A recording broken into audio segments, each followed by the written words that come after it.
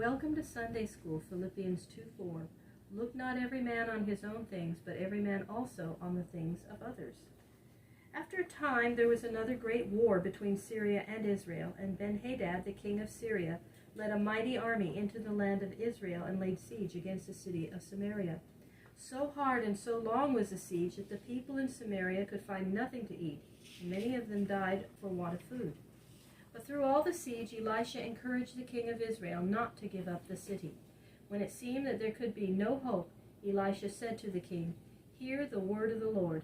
Tomorrow at this hour in the gate of Samaria a peck of grain shall be sold for 60 cents, and 2 pecks of barley for 60 cents. One of the nobles, on whose arm the king was leaning, did not believe Elisha's word, and he said scornfully, "If the Lord would make windows in heaven and rain down wheat and barley, then this might be." "You shall see it with your own eyes," answered Elisha, "but you shall not eat any of the food." On the next morning, about daybreak, 4 men that were lepers were standing together outside the gate of Samaria. Being lepers, they were not allowed by the laws of Israel inside the walls of the city. These 4 men said to each other, "What shall we do? If we go into the city, we must die there from the want of food. If we stay here, we must die. Let us go to the camp of the Syrians. Perhaps they will let us live, and at the worst they can do no more than kill us." So the 4 men went toward the Syrian camp. But as they came near, they were surprised to find no one standing on guard. They went into a tent and found it empty, as though it had been left very suddenly, for there were food and drink, garments, and gold and silver.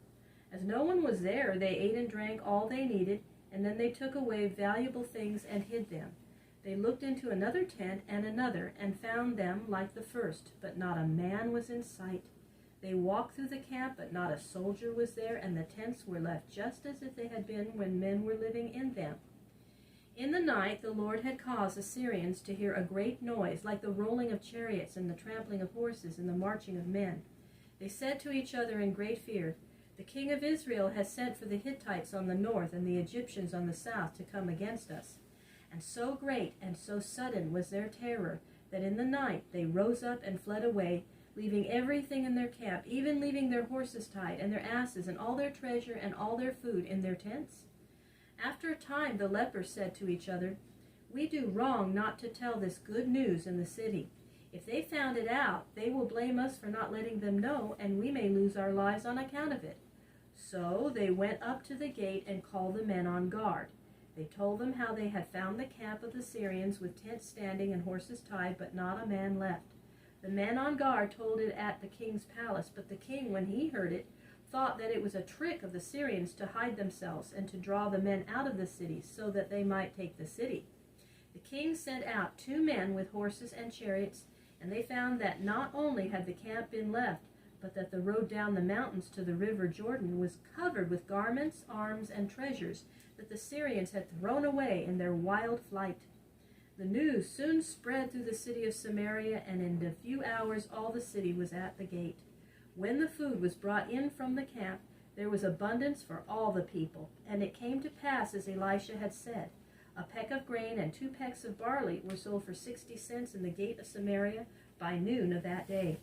The king chose the noble whose arm he had leaned the day before to have charge of the gate.